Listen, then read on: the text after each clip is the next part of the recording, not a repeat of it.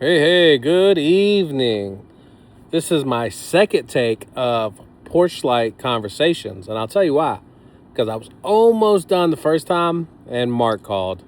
And when Mark calls, it stops the video, and that's a wrap. But I always say every time that we interrupt each other, turns out even better than the first one. So this is our second take, Porchlight Conversations. Hope you guys having a good evening. If I look like I'm sweating, it is because it's 95 degrees out here, and it's like 7:45 or something like that in the evening. 95 degrees. I am sweating. So I just want y'all to know I'm sticking it out for you guys tonight. All right, I'm out here in the heat just for Porchlight Conversations. Okay, and tonight I want to talk a little bit about anger. And the reason I'm talking about anger because heat tends to break out anger and things like that. If you ever notice in the cities, Roanoke's one of them, and I'm just using it for example. I'm not picking on it per se, but the hotter it gets, the more crime rate goes up. Okay, and it's the heat, and I truly believe it's the heat because more people out, more people roaming around. You can stay out later because it's hot, and it just causes a lot of conflict.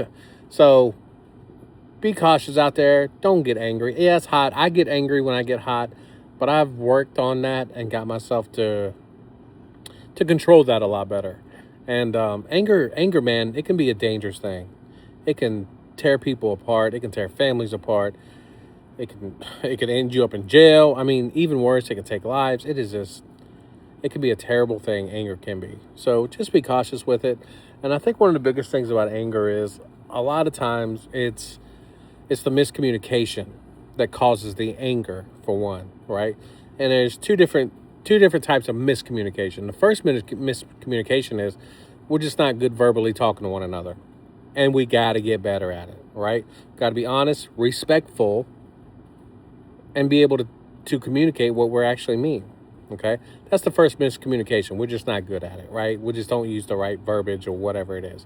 The second miscommunication is what we think we hear, right? If we're already mad, we're already angry, and someone says something to us, we're going to hear it different sometimes than the way they meant it to be, for the way that it was meant to be heard.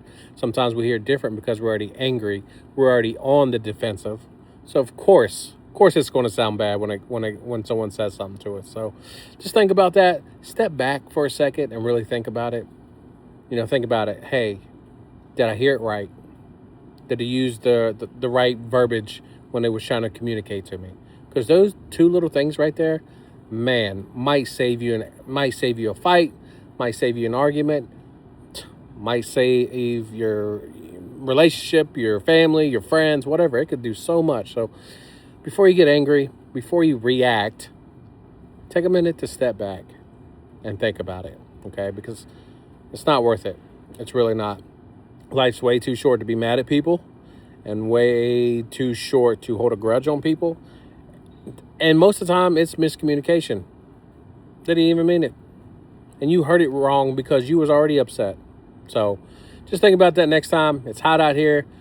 Step back. Think about things before you get angry.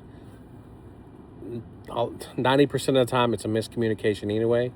Either maybe they didn't say it the right way or you heard it the wrong way. So keep that in mind. Hope you guys have a great evening, and we'll be back soon.